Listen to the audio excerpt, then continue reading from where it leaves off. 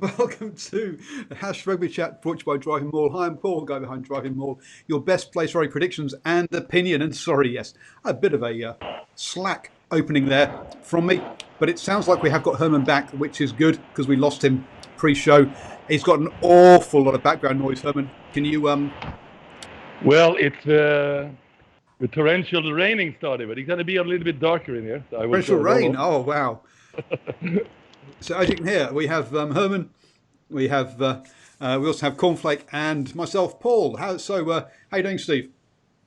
I'm doing well. Well, we don't have torrential rain down here. It's only sunshine and unicorns and lollipops down here in Southland. No rain. Just beautiful weather. Unicorns and lollipops.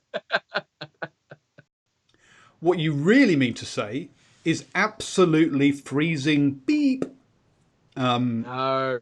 What do you mean no? None of that. Absolutely, definitely, there's some of that. I know there is because I've got it here in Hamilton, and I'm way north of where you are. So I'm in the balmy kind of I'm not sure what. But anyway, either way, yes. So what are we going to talk about this evening? We are going to talk basically Super Rugby review.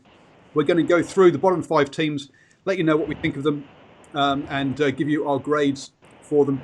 As you can hear, it is raining. It really is. So yes, and it looks like my updates into our document with all of the with our notes has not basically happened. So we'll have to just wing it this evening. Most of you were thinking, really, you actually have notes and stuff normally? Well, yes, we do. We just doesn't look like it, does it? Anyway, so hello, Herman. How are you doing, sir? I'm all right. I just hope the internet connection will survive. Yeah, well, we haven't got Shane on, and Shane loses internet connection when they have thunder and lightning. So yes, we do know that kind of happens. So let's crack on and go through and give some grades to our teams that we're going to talk about. First up, the Sunwolves. Steve, do you want to give us a quick summary as to how you've seen the Sunwolves season? Well, I have graded the Sunwolves quite kindly, some might say. Now, out of our ratings, you did have a bit of a protocol, didn't you, for the ratings? It was an A to an F, pretty much, wasn't it? So you want to explain that? Let me. I wasn't going to go on ratings first. Just going to do like a kind of a fuzzy feel. Okay. What was your fuzzy feel? Right. What was the story of the Sunwolves this year? Well, the Sunwolves had 2 stories, didn't they? They had a story where they were full of hope and full of joy and full of, I guess, exuberance of what they could achieve and what they started to achieve. And then it all got torn down by our good friends at Sanzar when they just dropped their heads into the sand like an old ostrich or whatever that does that. And, they just fell away completely towards the rest of the season. But I think if you look at the positives, there's certainly a lot of positives from the Sunwolves season when, I guess, expectation for them is pretty poor. So what was your expectation for them coming into the season, do you think? Well, anything better than last year would have been an improvement, but I expected improvement. It's hard to gauge how much they're going to put out, isn't it? You just don't know how quickly teams are going to adapt to the new competition or how quickly they're going to get teams sorted. And they've always going to have a hard push, haven't they, this year with the Japanese national team and the World Cup going on as well. But I expect that they'll be improved. Another season of the competition was always going to be better. But I think, to be honest, they did better than I thought they would because you want them to get better, you want them to improve, but you always know that they're going to probably struggle and not get the job done when it's all pretty much a team of misfits, isn't it? Kind of in a way, just throwing together bits from here, bits from there, taken from Australia, bits from New Zealand, bits from the islands, all just smashed into one. So it's hard to really expect them to do lots. But I had high hopes, and I personally, I think they were achieved. So you got it on, wasn't it? Yeah, we came into the season with so much hope. Sure, they didn't have Japanese players. They got a lot of criticism for being a bunch of non-Japanese players in a Japanese team, but there was all that hope. They were playing some nice rugby. We got a couple of results, and then the rug was pulled from underneath from under their feet. Just some stats for you about the Sunwolves. So they came 10th in number of carries, 7th in meters run, which means, they actually did well per carry. 12th on clean breaks, though, so clearly they didn't make many clean breaks, but a 9 on defenders beaten. Defensively, though, where did they come? They had to make a lot of tackles, so they came 6th there. So obviously the opposition had the ball a lot of the time, but they came 15th in missed tackles. So that wasn't very good. And their tackle success rate was 15th as well. I think probably tells you a lot about them. And then they came 6th. They were 15th again for penalties conceded and for yellow cards.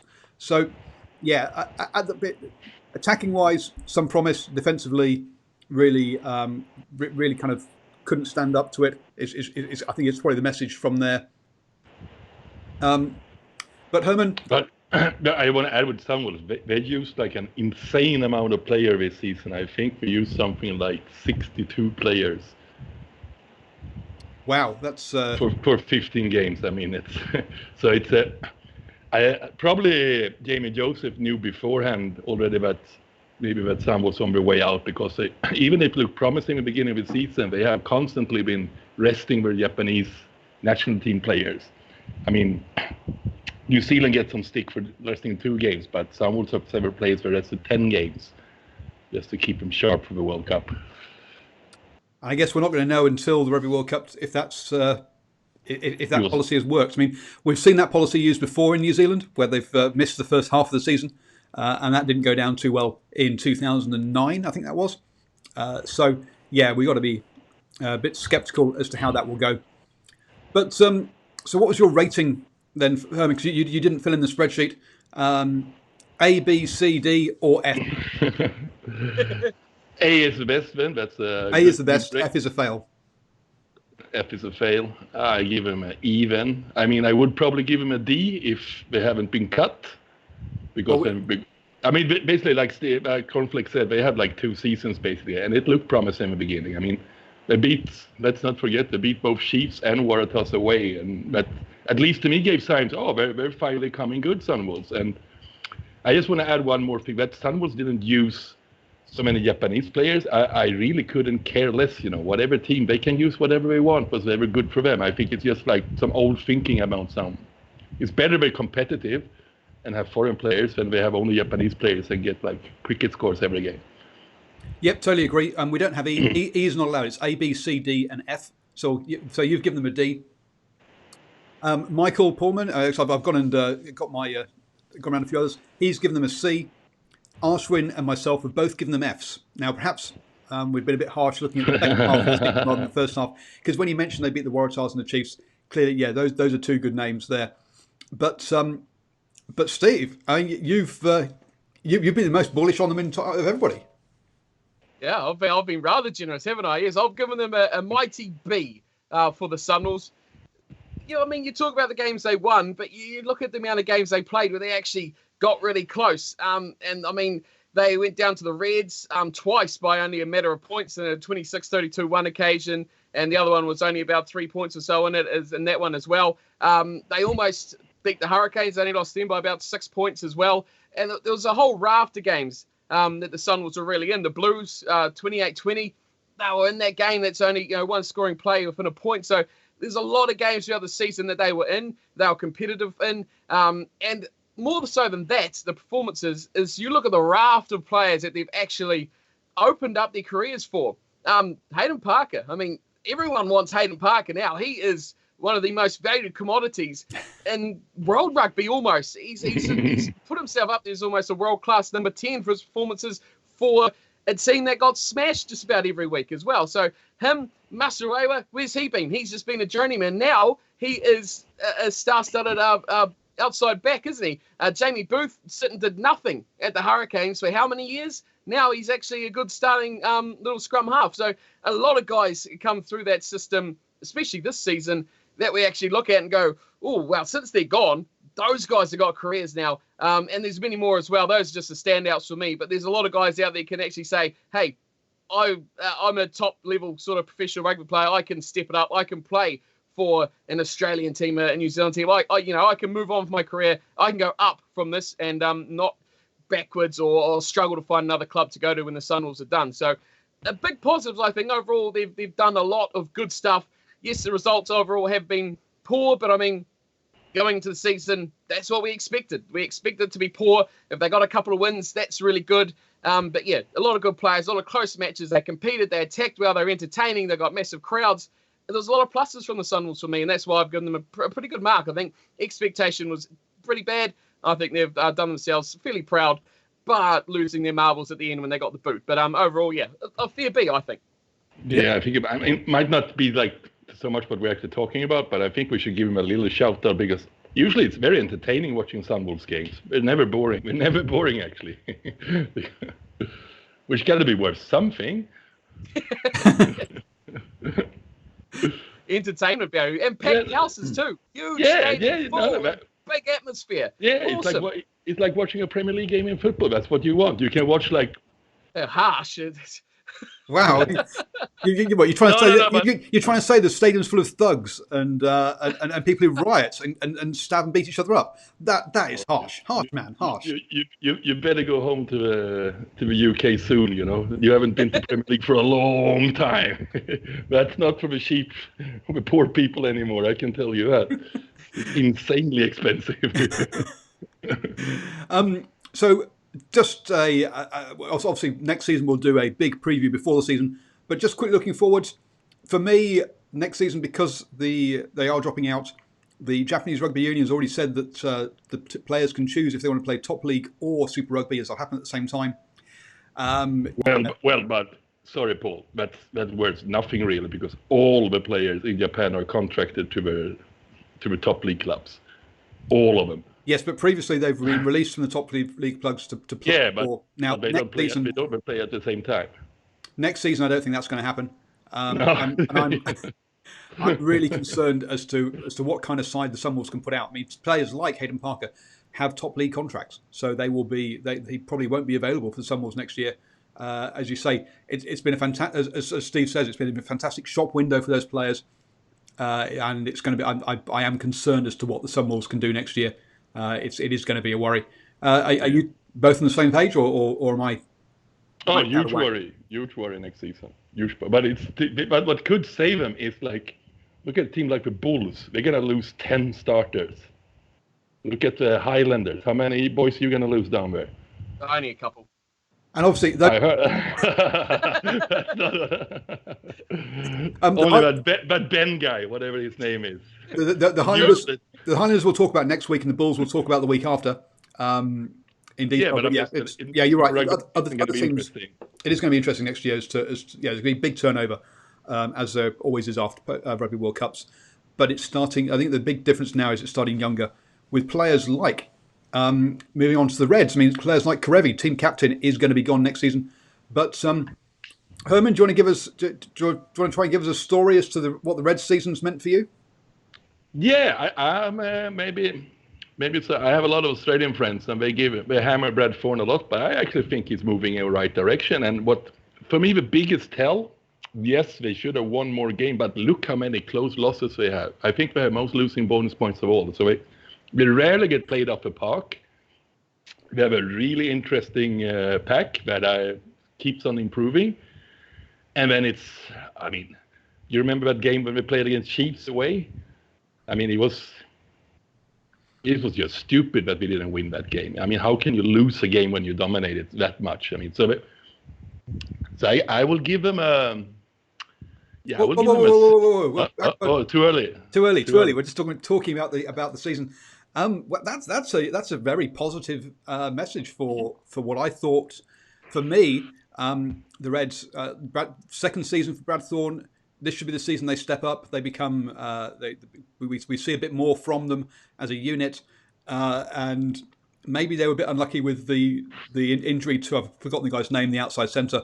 But to me, it ended up being basically Karevi plays and the Reds do well. Karevi doesn't play, and they became too much of a one-man team for me. Steve, where do you sort of fit in the back line? I agree in the backline perspective of things, but their forward pack certainly, I think, held its own pretty much in most games of the season. It's definitely one of the most improving packs. And I mean, if the Wallabies aren't Brumbies and Reds in the pack predominantly and only, then they're really not picking the best players available, because they had the two best packs in the competition. Brumbies, I know, is a given, and we'll talk about them at a later date. But this Reds pack certainly did stand up to it and put in a good performance. I thought backline, yeah, they struggled again. They struggled with the number 10, much like the Blues, aren't they? They put Hegarty in there, which is probably the best. But they tried a few of those other younger guys in there as well, which didn't really step up. And we've seen those for a couple of seasons now. And you got to ask the question whether they're up to that positional challenge, I guess you call it, in the number 10 jumper for the Reds. So they've got to sort that out creatively. And no Karevi, yeah, their backline ways, they're going to be really in trouble. But if they could recruit well and maybe pick up something, over the off season, it could be all right for them in future. But I think forward wise, the pack wise, definitely leaps and bounds this season, and they've won the best packs, I think, in the competition as it was. And yeah, a lot of close games, a lot of really hard fought matches. A lot of times, probably inexperience and lack of belief probably did cost them. But that'll come. That's an Australian thing, isn't it? Whoever there does have the belief that they can actually beat the New Zealand teams and things like that, they do struggle. So yeah, I think they went all right. I think could have been a lot worse. Yeah. And so Herman, what grade do you give the Reds? I give them a C. Clearly improving. I mean, not in the results, but if you watch them play, it's moving in the right direction. Well, you and Steve are on the same the same position, both there with C's. Myself, Arshwin, and Michael all went for D's. We were not impressed by the Reds this season. And just to quickly run through some of the stats as to where they finished up across these sort of things. Third in carries, so they carried the ball a lot, but only sixth in metres made, so they didn't necessarily go that far. Fifth in clean breaks, and second in defenders beaten. So yes, Samu Karevi bounced off a lot of players, as did the Tongan Thor as well. Defensively, though, the Reds were 10th on tackles made. Obviously, we saw that they did lots of carries. They actually held the ball quite a lot. Fourth on missed tackles. So that's pretty good there. And sixth overall on tackle success rate. So defensively, again, one of the things we talked about them early season anyway, at least, was the tenaciousness of this side. And that with that pack, they became a tenacious side. And sixth on discipline, 10th on yellow cards, which is... So they didn't give up many penalties, but they picked up a lot of yellow cards. So perhaps a few too many head high shots from the a few too reckless tackles maybe from them. A few. too many shoulders, wasn't it? Just about as well for them is probably the biggest cost for them. I think for the Reds, expectation towards how they performed, why I gave them a C is because they didn't probably meet my expectations. I thought they might have developed a bit more, but they certainly didn't go backwards. And no. I think that the advantage is that they kept that core group together and progress was certainly going forward. So I don't think if they went backwards or they stagnated, I think definitely will be a D or an F. But certainly it's still progress there. It's still going forward. I mean, Australian rugby can't be picky about who they get too nasty about. They're moving forward. They're getting better. Just let them go at it. Let them improve. And we'll see next season. Yes, absolutely. And you say the recruitment is going to be a big thing for them with the loss of Samu Karevi next season. But with a consistency in coaching, consistency in that front pack, so I think they're maintaining. I don't think they're losing too many of their pack. Means that we should be seeing, from my point of view, I guess the looking forward is we should be seeing another step forwards from the Reds next season, and improvements. Things looking up, if not looking that high. Yeah, and I think Henry Spate, remember too. Yeah, and I also think the majority of the good players and the junior Wallabies who just took the silver in the under-20s are also contracted to the Queensland, so they sure got some talent down there. That's the big problem. Big problem of Australia as always is what can we do to make talents take that step? But you have to be a little bit impressed with Brad Thorne so far. He sure as hell have made a couple of young players much better so far. Yep. So that's where we sit with the Reds. Perhaps some of them have been a little bit harsher on them than maybe we should be. Perhaps a tale already is that we've got some harsh marking for the teams amongst. But now it's time to get really harsh. Now and so now we move on to the Waratahs. I thought. No, we're working our way up the table, so bottom to top, slowly, catchy monkey. So Waratahs next. So the story of the Waratahs is, from my point of view, is we came into the season with a Wallaby stacked side, particularly in the backs. I mean, having to put Wallabies on the bench, even in the backs, and so great expectations of them to push to top the conference. To be honest, always expecting them to be a bit lightweight in the pack and to perhaps get pushed around occasionally. But they should have had enough, for my mind, to be challenging at the top end of the Australian Conference. And we didn't see that at all. The Flower Fair didn't help them, but here was a side that never gelled and really did not play to its potential, which has seen the Dower Gibson to fall on his sword at the end of the season. Is that a fair summary of how they've gone? I mean, you can recap the Waratahs. I think, personally, my summary of them is, did they make the playoffs? No. Oh. No good. That's terrible. I agree with what you said. They were directionless. It's old story Waratahs, isn't it? Directionless. They didn't seem to have a plan B or even sometimes a plan A. They just, it's easy to blame the coach, but they just seemed like they had no real guidance as to what they're going to do. For a team stacked full of all these players, they probably, you got to say, should be able to think for themselves for that matter and shouldn't need direct instructions on what to do. They were just completely looked like headless chickens out there, which is the way I describe the Waratahs for a number of seasons now. For a guy, an internationally renowned number 10, directing your play. He's got his halves partner that's always there in a yellow jumper and a blue jumper. He's got his centres that are always there for him. He's got the outside. He's got the full package around him that he plays with week in, week out, no matter what jersey he wears. So there's no excuse for that. They should be able to combine. They should be able to create. Yes, the pack may be a bit lightweight, but it's a very mobile pack. What they don't get in the heavyweight to the scrum, they should be able to beat teams to breakdowns. They should get fast ball. They should be developing that sort of way, but they didn't. They didn't. They were lost. And they just seemed to crack under any sort of real pressure. They had the ability to stay in games, but very, very rarely they actually had the ability to close them out, which, again, all leads to just disappointing for me. And for a team, like you said at the start, they were so stacked with players, Wallaby quality players, international quality players, to flop this badly. I can't say anything good about them.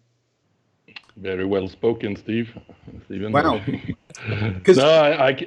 Sorry. Go on. Paul. No, after you. No, I can't disagree with anything what Steve's saying. I agree with all of it. And the only thing I want to add is, like, especially when watching Waratahs play, in pretty much every game, we have a purple patch of 10-20 minutes where you can see they can actually really play rugby. But it seems like there's so many details that have to be click for them at the same time to make them play really good.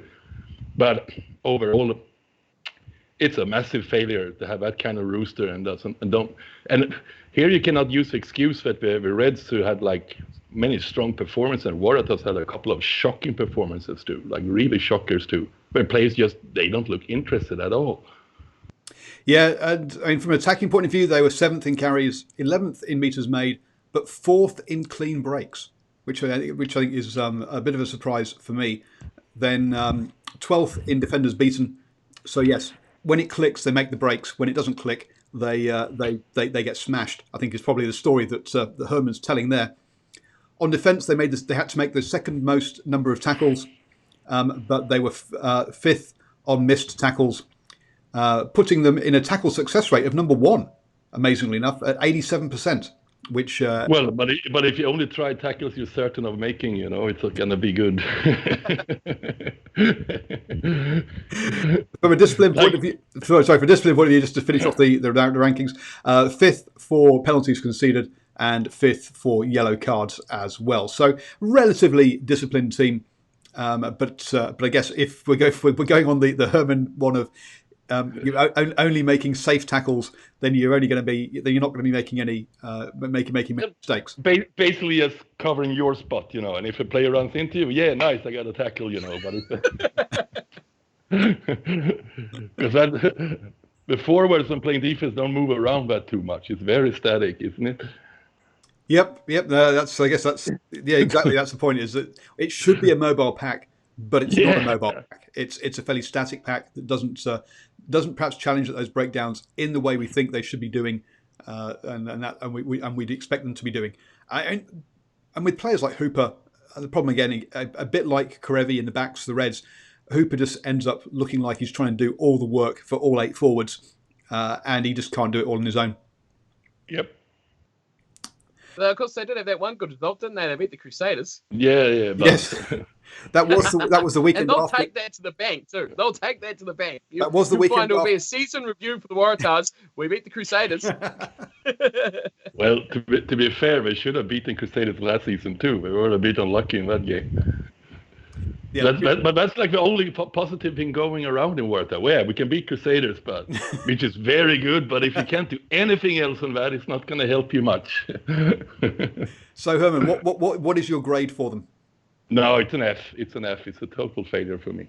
A total failure for you. Steve agrees with you, and so do I. We've all gone F for the Waratahs. Michael and Ashwin have both been a little bit kinder and given them a D. So it's apparently they've decided it's not a total fail. I can't see where the redeeming features are for the Waratahs, unfortunately.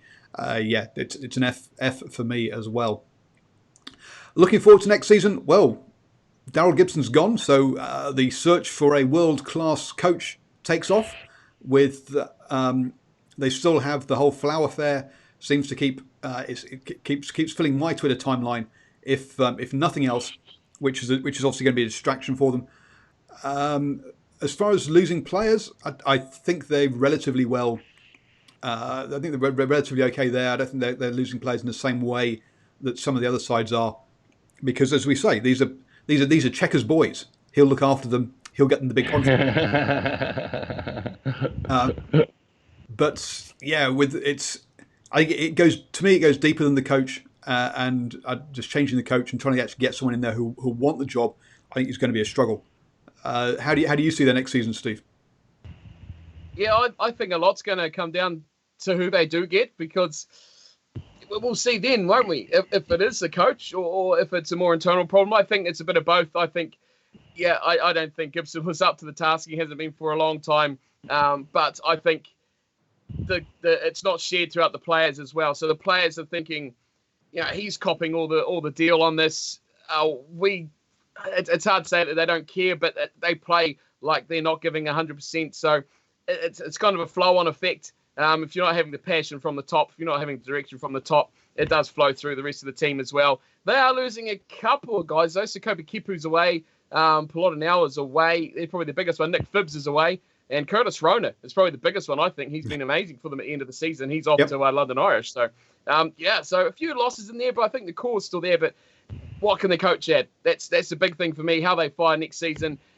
Get more out of these players. Get them playing like they should be playing, or like they can play, maybe a little bit better when they're in a yellow jumper. Try and get that back for the Waratahs. Any final thoughts, Owen, about next year for the Waratahs?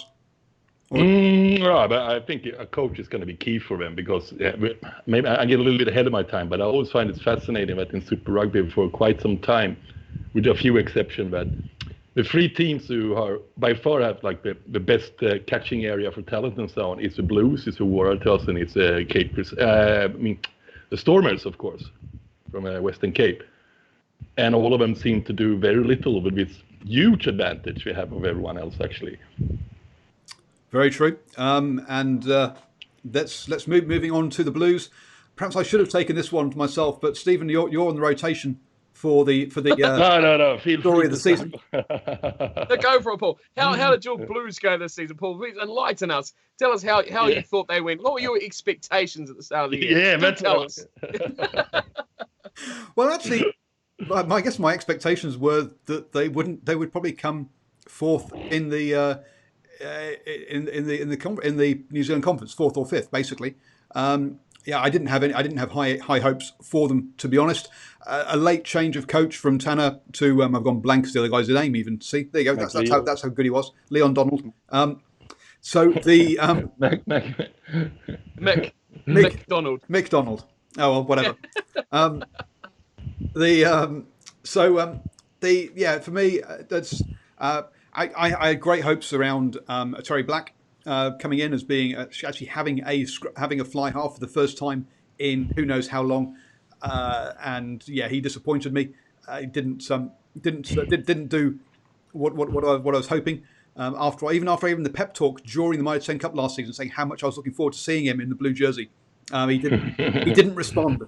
So clearly that didn't go down well. Other players just looked. Rico Ioane, sort of sat out on his wing, did his little thing, and it wasn't as energised in there as much as it could be. A team that could get up a lead, could play, but then would just throw it away. And we saw that time and time again. And that's the most disappointing thing, is they would get a 20-point lead over the Reds and then lose the game by a point. They would do the same thing the following weekend and throw it away again. And you just see that over and over again. They were just throwing away these big leads so that in that second half. I don't think it's conditioning. I just think it's guys just not staying switched on and just not concentrating for full 80 minutes. And that's really, really poor. I think you got to add to that. In 3 games, they had kicks to win the game after the buzzer, and they missed all 3 of them. Kicking for the whole season was poor. Harry Plummer, we've seen him in the Mitre 10 Cup kicking for Auckland and winning games with the last kick of the game. Happy. Does it comes to Super Rugby? Can't hit the side of a barn. Terry Black's kicking again, also very, very poor. It's why they suddenly can't kick when they're in the same stadium with pretty much the same a few more fans, admittedly, but the same stadium as they've been playing in before, and they still can't hit the side of a barn. It just does my head in. I don't get it. I don't understand what's going on there. That's just really, really frustrating. But Paul, you feel like you as a proper Blues fan, can you take some of the blame here too to help the guys? Take some of the blame? Man. What? Well, you're speaking like when you're speaking about Blues. I thought maybe that talk with Terry Black wasn't so smart. Maybe. I mean, everyone at the Blues organization must look at themselves and see what can I do better for next season. What can you do as a fan better for them next season? Well, I'll tell you, what they can do is they can give me a media pass and I'll turn up and I'll do reports and I'll engage the fans. That's what I can do next season for them if they give me a media pass. I can help. Listen to a fair weather supporter here. Huh? You've got to have it. You've got to have it for free. Oh, okay. I can't afford it. Hey. So here's the good point, actually, folks. If you would like me to be able to afford a Blues season ticket next season, then please head over to patreon.com/DrivingMaul. Link down below in the notes. Support me. Become a member of the site. I do produce every Wednesday an exclusive video for my members, for my supporters. So go down there, become a supporter. You can be a supporter as little as $1 a month. I mean, it really is dirt cheap. Or you can go a bit further and buy me a whole coffee a month. $5. Really, really splash out. Head on down there and help support the channel. And never know. Maybe I will get a blues season ticket. Paul. Sorry, Paul, but one could argue too, if one cares for you on a personal level, is it so nice to give you money to go watch the Blues every week? I mean, well, look, I'm either watching it at home, curled up in the corner of my bed, crying as I watch it on the computer, or I'm at the stadium with my support group of counsellors around me. It's more like a group therapy session. So yes, it's safer to have me at the game with a group therapy session, I think. Everyone watching, you heard Paul's message. Get the dollars in. So Crazy NZ says it's a Z for the Blues, which I think is kind of off the charts. So did I miss anything about the story of their season, or did I manage to sum it up okay? Well, I mean, you've done a lot of doom and gloom, haven't you? In there, you've got a lot of all the negatives, all the bad things about the team. But I think that their superstar players could have turned up a bit more. But I think they're. You kind of did touch on it a lot, but I think they, like Herman said earlier about the Waratahs, I think it was, they had little purple patches as well, especially at the start of matches when they started Matanonu. He was great for 15 minutes, if you give him that, and then he fell off the face of the earth and eventually got substituted. But he did have a bit of an impact. I wouldn't like to see him in black ever again, just for the record, but I think he did have good impact for that team at the start of matches. He did have a good little I guess, start for them to get under gear nicely, but they fell away. But a positive, though, I will say, they did unearth, I guess, one good player. Tom Robertson is definitely a guy that they can say, we've got a superstar in the future. Did they need another flanker? Maybe not. They could have probably done it for him in a different position, in the centres maybe, or the halves would ultimately be the best. But yeah, I mean, there was a couple of positives, but I expected better from them at the start of the season. Got their first win against New Zealand side in a long time against the Highlanders. Whoopty pop. No one cares. But couldn't win a single game away from home, and that's just abysmal. Yeah. So sorry. Yeah, I had to that momentary ray of light. I had to put the dampener on as well. Herman, before I run through the through their stats, where do you any other points that we've missed? No, but I think it's harsh on the Blues because I would say there is improvement going on there too. I mean, you have to, if you watch all the games so far this season, it wasn't based, same as you said, Stephen, about the rest. It's definitely not a step backwards, but still a lot of work on. But I think you mentioned too, like Rico Ioane, and I also think you have to name Akira. I mean, Rico, we already know what he can do with the All Blacks, but little concern, for me at least, he hasn't been that flash this season, and Akira just doesn't take that last step, and it's so frustrating to watch. He has it all to be a world-class player, except the head, of course, but no, but he does. I mean, and it seems to my understanding, have like lots of private chat with the All Blacks top brass and everything. How this is, you can become an All Black. This is what you're gonna do, and then just go out week after week and show, no, I'm not gonna do that. It's like it hurts. Especially for us who never even get close in All Black jersey. I mean, to see someone being that close and don't really care. He cares for sure, but you know what I mean. Yeah. So on the stats front, the Blues, they made more carries than any other team in the competition. They averaged more carries per game. But they're third in metres made and eighth in clean breaks. All that work and never getting through the line. I mean, seriously, fifth in defenders beaten. Again, more carries than anyone else, getting into, forcing more tackles, and then not crashing through. Defensively, tackles 13th made. Now, if you're carrying the ball a lot, you don't have to make many tackles. Missed tackles second, which is good. Tackling success rate 86%, second as well. So defensively, solid. They did make themselves hard to beat at times. To be fair, 10th in the old penalties conceded. But when you talk about the Crusaders being 11th, that's not necessarily a bad thing. But fifth in and then fifth in discipline. So fifth in yellow cards, which makes them one of the more disciplined sides of the competition. It's if we get on to grades. Again, you didn't add it to the spreadsheets. What's your grade for the Blues? I give him a D. We're coming from a strong F from last season, so it's a D this season. Well, Steve and Michael Foreman both agree with you on Ds. Myself and Ashwin perhaps being... I've given them A's. Perhaps being a little bit nice to the boys, trying to give them a ray of hope. We both gave them a C. Or perhaps it was the fact that our expectations for them were way lower than everybody else's, and hence we didn't go for a D. Everyone else thought they should do better than way better than they did. We think they were like, yeah, that's pretty much what we were expecting. No, but it's kind of fair because, I mean, if it wouldn't have taken much for the Blues to end up third in the New Zealand Conference and reach a playoff this season. They are very small margins this season. Very small. They are very small margins. Very. That's right. A lot of what-if moments. And looking forward to next season, Stephen, you've got the... what are the player movements looking like? It sounds like you've got the spreadsheet open, or you've got the website. The Blues. So the Blues' biggest losses to them is probably going to be Augustine Pulu and Milani Nanai, who are both off. Pulu is off to Japan, and the Warriors. Then Milani Nanai is off too. So they're the biggest ones. A few on the forwards. Scott Scrafton's off to the Hurricanes. Matt Moulds is off as well, the hooker. So not too much there. I guess they're not going to miss those guys. But Milani Nanai, I think, definitely was a standout for the Blues in the later parts of the season. The only one that really could create from the nothingness that he got given and delivered from his inside players. No, yeah. To be fair, this has been a coming of age season for Milani Nanai. finally has shown a lot of, sort of shown the promise that a lot of us have seen in him.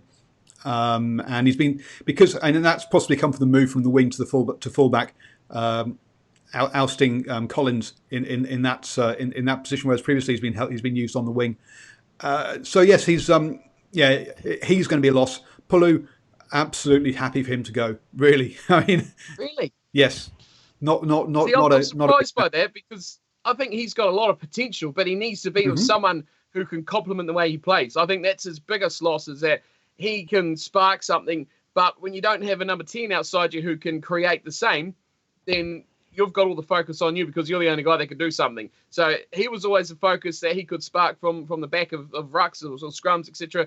But there was no one outside him to take advantage of the fact that he's drawn in those close defenders. So I think that was his detriment ultimately. I think he's a really good player, exciting player, good running player, can create and break the line around the fringes, but just didn't have that support, I guess you call it, around him, from especially the guys outside that draw defenders away from him, because they can do the damage as well.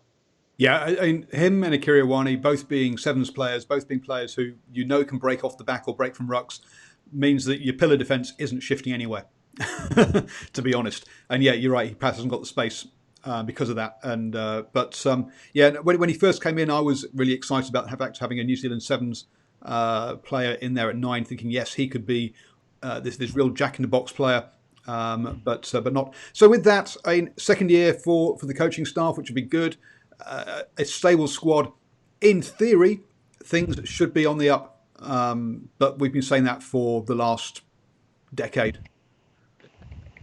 Herman, any other thoughts for next season before I just basically give up on this whole rugby thing? Because hey, what's the point with the Blues being so bad? No, but I think things will slowly. You will make the playoffs next season, Paul. You will. It's time. It's our year. It's finally our year. Yeah. Mortimer, we're back again. So who wants to tell the story of the Rebels season? Well, that's one of the weirdest seasons of them all, isn't it? Because they started flying, didn't they? And like all the high expectation, it seems like we were even passing them. They looked like a lock for a semi-final berth for the first 6, 7, 8 weeks of the season. But then it all came crushing down spectacularly. I mean, really spectacularly. Have we ever seen the team have such a poor second half of a season when having such a good first half of a season?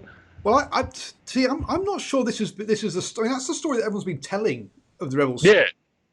But for me, so the Rebels won their first 3 games. Okay, both they played the Brumbies twice and the Highlanders at home, where the Highlanders rested a whole bunch of players. That was not a first choice Highlanders side by a long shot. And the Brumbies started the season really poorly, so they got those 3 wins. After that, they won 4 games: 2 against the Reds and 2 against the Sunwolves, the 15th and 16th side in the competition.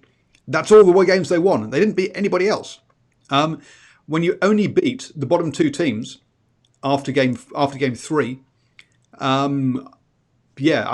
think they fell off the cliff a lot earlier than a lot of people are suggesting. I think they fell off the cliff in after week 4, because they had a bye in the opening round. You look at their fixtures. They won 6 of their opening 8 games. I wouldn't call that bad. The fact that they lost 6 of their second 9 games certainly is bad. No, that's not right, is it? No, that's 7 games, I should say. Yeah, but so they lost all but 3. But of those 6 games, as I say, 3 of them were against the Reds and the Sunwolves. Yeah, I mean that's their conference, isn't it? You play what's put against you. Well, true. Yeah, but I think it's also a fair point, because last season too, the Rebels' only wins are against the really weak teams. They have they managed to meet the Blues last season. I think that's the only scout there. Sorry.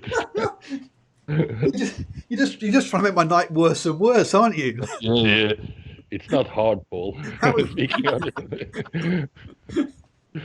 Let's go over all the bad points about the Blues for the past decade. Yeah, we could be here. We're here a long time. That's a special show. No, but with the Rebels, it's even worse than the Waratahs. But here you can really speak about having a backline that is stacked with wallabies And I mean, I'm still a bit speechless. Crusaders put on a masterclass, but lose 66-0. Come on.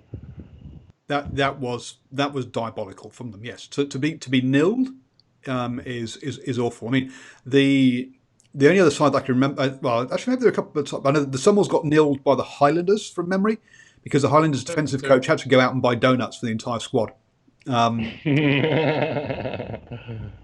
Which is why I remember that one. That kind of performance in the Rebels was diabolical. I mean, we're talking about Genia, Quade Cooper, then you've got Tamua, who came sort of later in the season, Hodge, then the back three, Dame Helmet Petty, Karevi, trying to do this all from memory. I mean, that's, as you say, but then even in the forwards, they had decent players and decent names, and it's a pack that should be able to give some sort of platform, if not a massively going forward one. Yeah, it is. It is. But I still feel the pack is. Look at Andrew Coleman. For me, I mean, I know he had some injury issues, but he lost a lot. I think he used to be like one of you talking about one of the premier locks of world rugby, but he had looked anything but this season. Yep, agreed. It's just not looked good enough to. There's a side that looks really good on paper, but doesn't look great on grass for some reason. Yep. That's usually a coach issue more than anything, isn't it? And yet Wessels is supposed to be the best head coach in Australian rugby at the moment. Maybe not. The competition isn't particularly high, but yeah, if you listen to the Green and Gold Rugby podcast, there've been kind of murmurings of him being a future Wallabies coach. True. Again, competition is not that high, is it? You're running out of people to take that jumper. Very true. So let's we'll go on to the stats, and then we'll have a look at the. Then we'll ask for the gradings. But from an attacking point of view, where were the Rebels? Rebels were 9th on carries, so not particularly many. 9th on meters made, makes sense. 10th on clean breaks, not great. 13 on defenders beaten. So yeah, not great on many counts on the attacking side of things.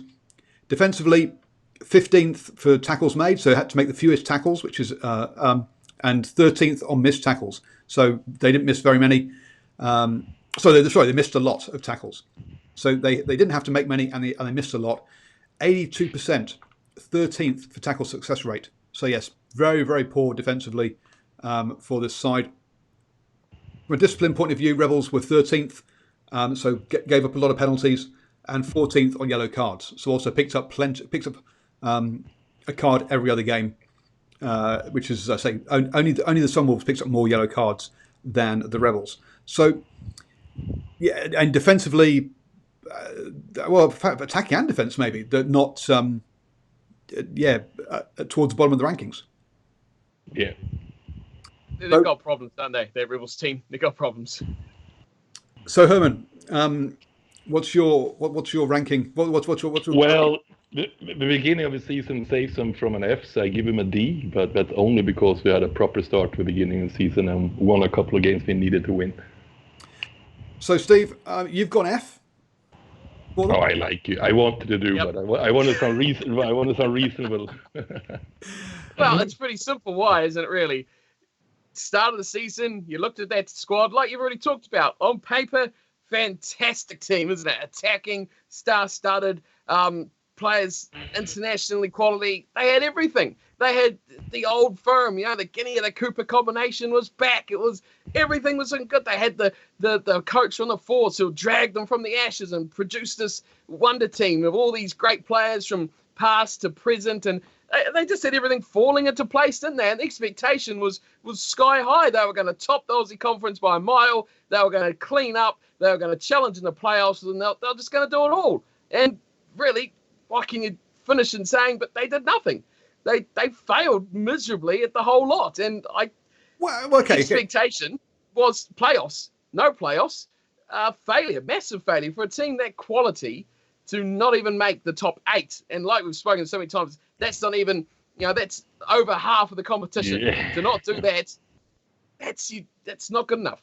Yep. So Michael and myself both gone for C's. Now I think that I went for a C because they came second in the Australian Conference. The other way of looking at it is, against their peers, they came number 2. And so from that point of view, I thought, can I really give them an F or a D when they've come second in the conference, when there are 3 teams worse than them in Australia or as well? So I get what you mean to say about the pieces, but they still came second in the Australia Conference. So hence, that's why I've gone for a C. But you're comparing to what you expected at the start of the season, correct? That's what we're gauging on for these grades. Yep. So, I mean, you looked at the Reds at the start of the season, you thought, they're getting better, but they're not going to beat the world, are they? You looked at the Waratahs, that's why they got an F, because they had a good team. They should have been challenging at the top. They didn't. The Rebels, though, they had everything. They pretty much, this is the best chance for the foreseeable future they're going to get to actually compete in this competition. Chances are they're going to lose those linchpins in the halves. And that is a big slice they're attacking, because Australia don't have those guys to fill those roles that can step up to that level in a known capacity. So, bang, there goes that big backline of all these flash players that can do this amazing stuff that are going to have no space at all, because no one's going to put them in any space, because you don't have that creativity there. You don't have people focusing on Guinea. You don't have people focusing on Cooper. They'll just focus on the other 3-4 guys out there. Boof, easy done. They're in trouble. So, they're in trouble. So, looking forward then. So, anyone else that's leaving them this season at the end of the season? There's a number of players. Like you got who's the biggest one? Adam Coleman, probably a big one. Michael Ruru, they use quite a lot. Probably the biggest ones. Of course, what's going to happen with those big names? So Genia and Ruru going, both halves. Yeah, Ruru's off to Benet. He's away. France. Ooh la la. Oui. So that's all I got. That's all you got. Herman, how do you see? What do you see for the Rebels next year? Oh, I think it's going to be harsh, because all the rumors I hear about their financial status too is that they are in a very dire straits. So, I think we're going to do terrible next year, actually.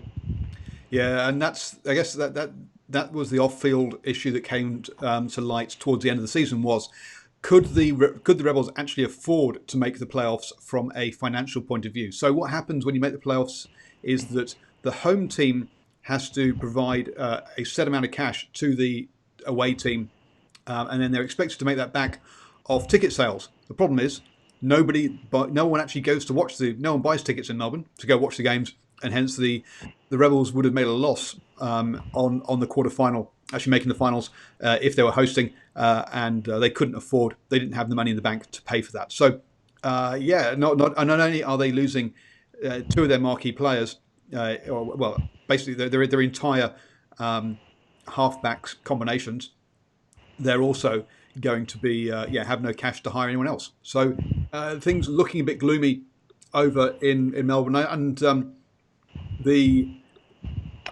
I guess. And if I may add, it's not like Australian rugby is stacked with talented halves either. So it's like we got to look deep down to find something to replace his. We can complain as much as we want of Cooper and Guinea, but there's no guarantee whatsoever what's coming behind is better. And the NRC is going to be so important, isn't it, for all the Australian franchises this season, because they need someone to unearth, don't they? They need someone to come through the system to fill these holes, because they are leaking more than the Titanic. It leaked, I guess, didn't it? Yeah, it's really special show. Expanding Melbourne was a mistake by Australian rugby in the first place, and they never should have done it. Unfortunately, hindsight is a wonderful thing. And as Christopher says in the chat, don't we wish we had a team in Perth with billionaire backing? Where was he for 13 years when he had every chance to show his billions? Well, I agree with that one. I think he's an opportunist in that kind of sense, and also then you look and say he's been talking about having a league up and running for 2 years now, and we don't see anything. We just see these funny exhibition tour things. So I don't think he's the great saviour that some people think he is.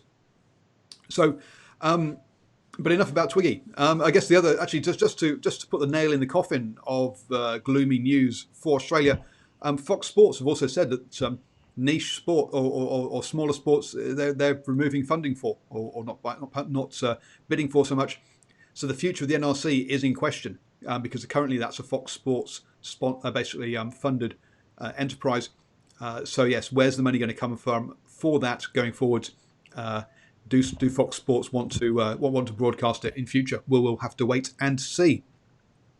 Well, boys, that's the first third, or that's the bottom third of the teams done. So 4 teams from the Australia Conference and 1 from the New Zealand Conference out of the way.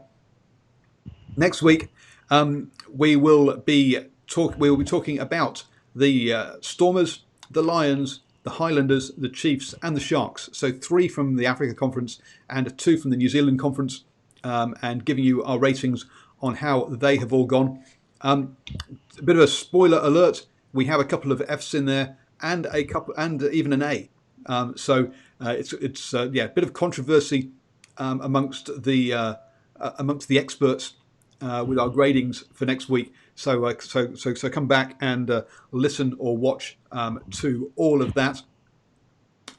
Any other sort of hot rugby topics we should sort of touch on before we sign off, boys? Israel Folau? No, I'm joking. I'm joking.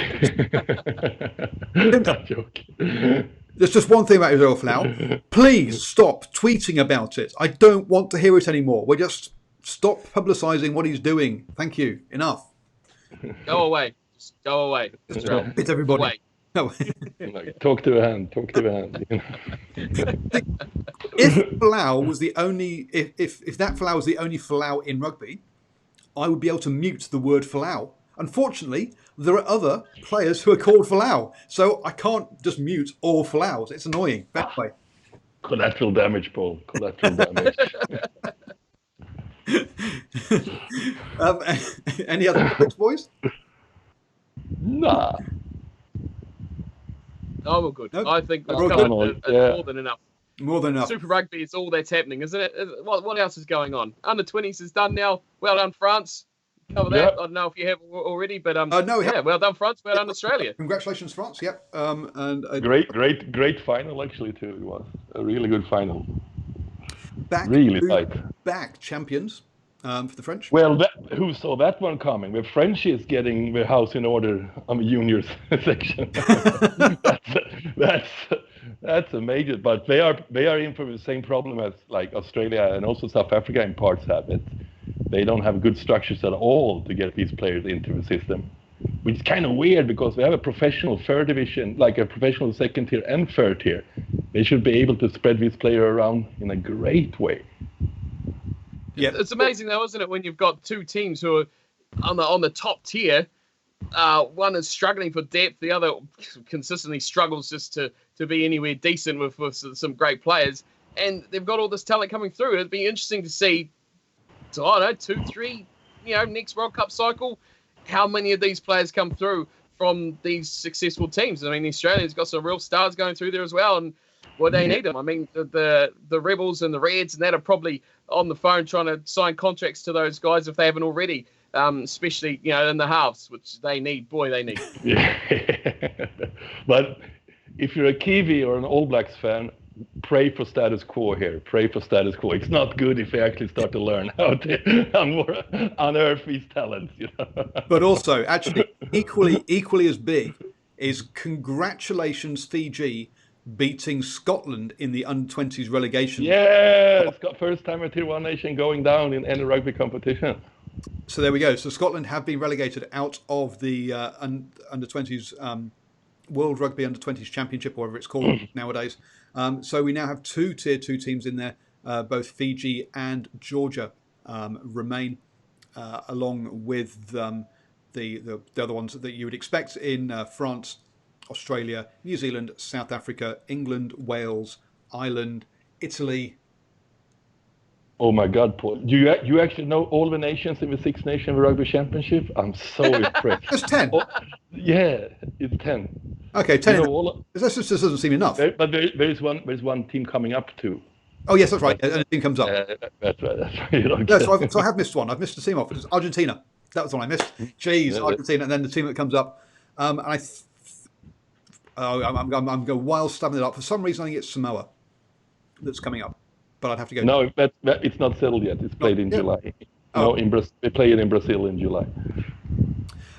Brazil. Yeah, and Brazil is actually moving up slowly from tier 1. That's give them another 20. But it's good to see that it's actually a big nation that we don't talk about promise all the time. It's actually they are actually improving for real. They are. I mean, and we can only dream about the day when Brazil really, if they ever become a tier 1 nation. Brazil, Argentina, and rugby. I'm all up for that. If they're both tier 1 nations. Yeah. No, we've heard your Argentinian singing already. But I'm wearing a Brazil shirt today. Don't you see? Look. Brazil shirt.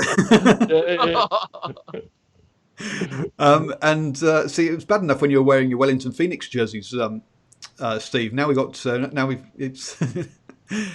oh dear, too many football jerseys on the show. This is polo, Paul. This is polo, please. Oh, dear. Simon mentions the World League. Yes, the World League has collapsed, and that is bad news for the Southern Hemisphere teams, and also for Tier 2 rugby as well. I know other people don't necessarily agree with us, but on this show, great believer that Tier 2 pathway was absolutely essential. Do we have like 5 more minutes? In that case, I think we should talk about that from a special perspective, and that is what our fault is. Off you go, sir. Yeah, no. What are your feelings? Okay, let's just accept that the Six Nations is status quo. We're not going to get their money. We're not getting into the structure. They're just going to be where they are, and that's just the way it is. So let's just accept that for now. But what can we do with the Rugby Championship? Can we change that? Is this? I mean, you can. What do you recommend? Absolutely. You think it's a good? You think it's a good? I mean, there's lots of talk now actually really expanding it. I can't really see them expanding it, to be honest. But they need money, Paul. The money needs to come from somewhere. But they've just turned around. I mean, South Africa has just turned around and gone, we don't like Japan. Yeah, okay. I think, but positively enough, it seems there are voices coming up, especially of New Zealand and also Australia lately. It seems like they're more and more vocal about that's terrible call, because basically New Zealand rugby and rugby Australia, it's a little bit kidnapped almost by South Africa, because South Africa is a big spender now on Super Rugby, and so they just okay, so no Japan, but Japan that's a future for both Australia and New Zealand. It's so obvious. How long can we sit just and let South Africa control this? Because we all know South Africa have a European exit.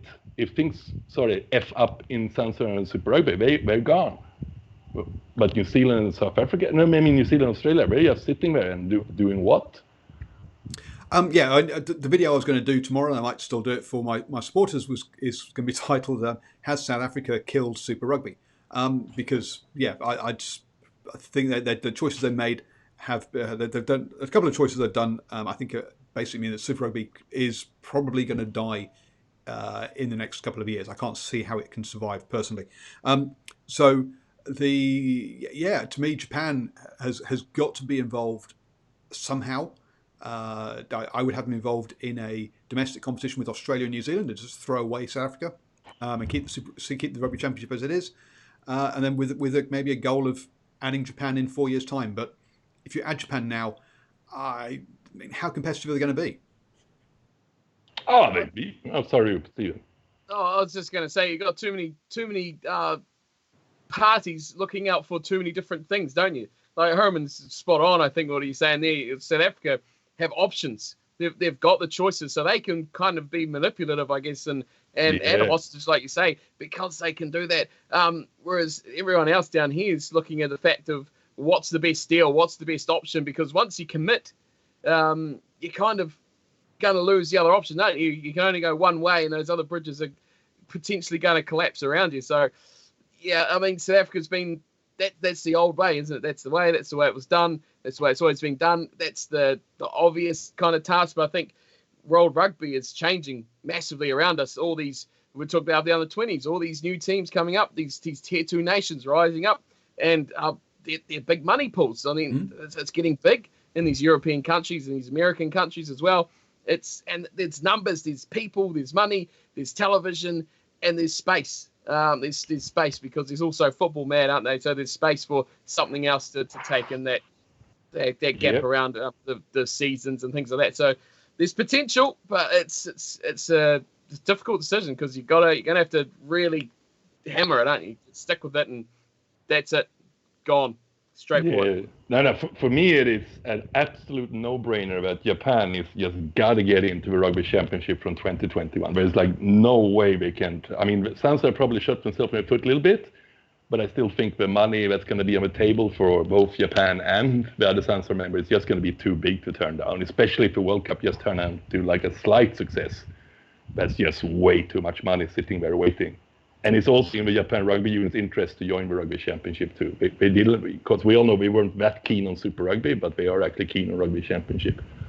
They are. But do you want to go to a 5-team league, 5-team competition, or do you want to add 2 teams and go to a 6-team competition? So, in a perfect world, I want to add 6 teams. I want to add Fiji too, but we all know we're not going to bring any kind of money. So I will probably start working seriously work on a concept how to involve the Pacific Islanders, but not for this period. It's just too short, but just look at something that could be sustainable for the future. And just get real about it too, because instead of, the Islanders not be included, so many people say like, Tonga should have a Super Rugby team. Like, you know how hard it would be to put a Super Rugby team in Tonga, it's like, and how much money it would cost, but people just love, and to hear these kind of arguments at the same time when you know that New Zealand rugby needs money and they need money badly at the same time.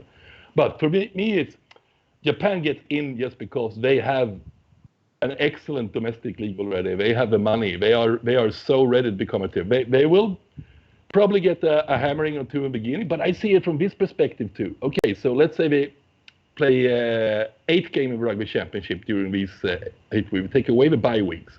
That's bad. But the All Blacks doesn't have to play their A team against Japan. They can play the bench and they play 25. So it can be done. Or if you talk about Japan, the other team that could be the 6th team obviously is the USA in the same time zone as Argentina. Yeah, they are long term, but I don't think again same time zone as Argentina, have a professional league underneath it. Exactly. But not as strong as the. But they are the next in line. But here comes another surfing trouble. But here comes, because I see an opportunity here for Sansar too, that they could actually be like the savior or the protector of the global game here by actually opening up the Rugby Championship. Okay, let's make it a 6-team competition, but with relegation from the start. Let Sansar control the next tier under that. Do a tier 2 Rugby Championship too, but start with the promotion relegation right away. It's going to take away so much of the goodwill around Six Nations, and it's going to bring so much goodwill to the Rugby Championship and the rest of the world. That this is at least a real competition. Here you can get relegated. We give rewards, and as a little extra kicker, you actually have nations like Japan and United States involved in the mix there too, like serious markets that you can involve in with. So there are commercial possibilities there too. But that's what I'm interested. Can you see there is something to gain from New Zealand rugby and Sansar to actually try to be the protector of the game here? Yeah, it's the problem I see is Sansar are weak need and don't take risks, and they're too persuadable with media and other outlets like that about what decisions they make. We've seen in the past they don't probably make what's best decision for the competition or for themselves ultimately, and I just am concerned that they don't make the right decisions, if that makes sense. But also for me, if they do that, they've got to be saying, okay, I've got a 10-year plan, and I can see where we're going to, or an 8-year plan. Make it 2 Rugby World Cup cycles. I can see where we're going to go. The problem with Sansar is generally they can't see more than 2 years at most. If they're going to add a team to Super Rugby, they don't get the time to. I mean, the way that all the Major League Rugby teams have happened is that they've had a squad and a team in place a year before joining, and they've had a year's worth of exhibition games before actually going live, which means that the ground gets used to just all the admin stuff behind the scenes works when they arrive at Major League Rugby. They know how to sell tickets, they know how to do concessions and stuff, and they've actually got a fan base. Whereas the Sansar one will turn around and go, okay, Japan, do you fancy having a team in next year? Oh shit! Run around. No. If you think about it for something that's going to happen in X years. Let people plan ahead. Actually, have a long-term plan, and then you can go somewhere. But yeah, Sansa unfortunately generally don't think more than a year, maybe 2 years. Is about as far as they think ahead of themselves. Unfortunately, yes. Yeah, they're terrible. No faith. No faith. None. Yeah. So, thank you very much, guys, for that. Yeah. Thank you. And on that depressing note, I will tell you all that I'll be back tomorrow night to talk for the All Blacks edition over on the All Blacks edition channel, where we will talk about the Black Ferns and the super thingamajig that's happening in America. We'll talk about the under-20s and how that finished, and we'll probably talk All Blacks as well. You never know.